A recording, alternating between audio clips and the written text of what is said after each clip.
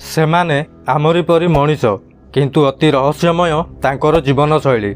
मला मनीषर मांस खाती सेमाने, मनीषर खपुरी सेमानकर खाइबार पात्र। मला मनीषर शव उपरे बसी सेमाने साधना करती। निजर मलमूत्र भक्षण करने सेमाने पछगुंचा दियंतिनि। बहुत भयंकर सेमानक भेषभूषा, बेस रहस्यमय सेमानक जीवन शैली।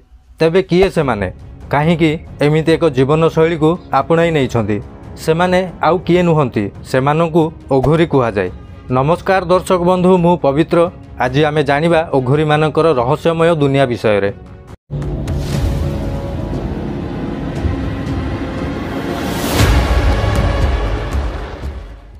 ओघोरी बाबांको नाम सुनिबा मात्रे ही लोकंको मनरे भयर भावना आसी थाए एवं सेमानंको आखि सामनारे एक भयंकर रुद्र चेहरा देखा जाए। ओघोरी बाबांको विषय रे अनेक प्रकारर कहानी प्रचलित अछि एवं अन्य साधु मानक परि समाजरे सेमानकर स्थान नाही। जेउठारे लोक माने मशाणी को मृत्युर प्रतीक भाव जानती, किंतु सेठारे ओघोरी माने बास करथांती। ओघोरी माने शिव एवं पार्वती को पूजा करथांती। कुहा जाए ओघोरी माने निजकु संपूर्ण भाव शिव भक्ति लीन हेबाकु चाहंती। सेथिपई सेमाने तीनोटी उपाय ओघोरी साधना करती। एथिरे शव साधना, शिव साधना एवं श्मशान साधना अंतर्भुक्त।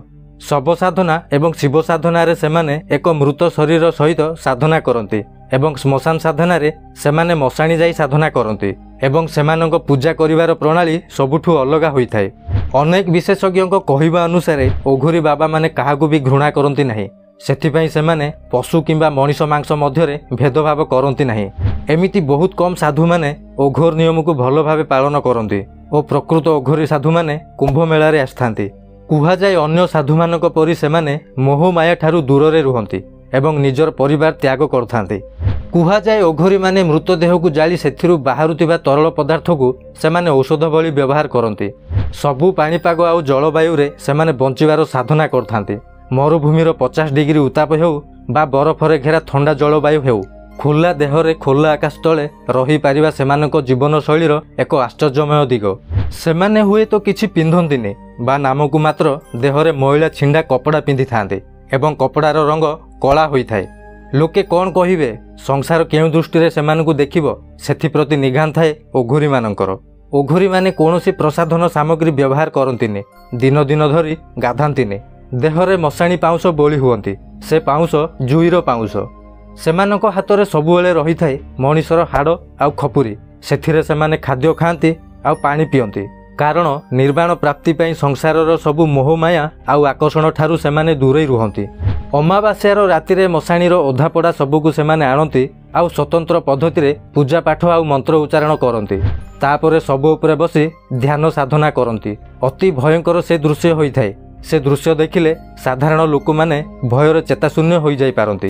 तांको चारि पाखरे घटुथिबा घटनारू निजको अलगा रखिबा पई सेमाने एक भिन्न मानर मानसिक स्थिति आवश्यक करंती।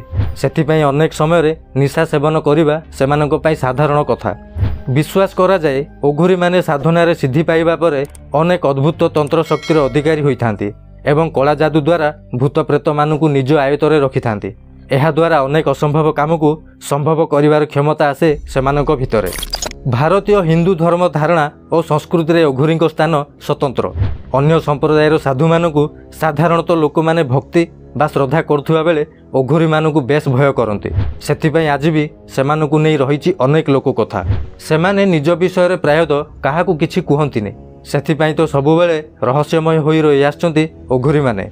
ताहेले दर्शक बंधु, आज पाई रहस्यर एतिकी। आम वीडियो को लाइक करंतु, शेयर करंतु।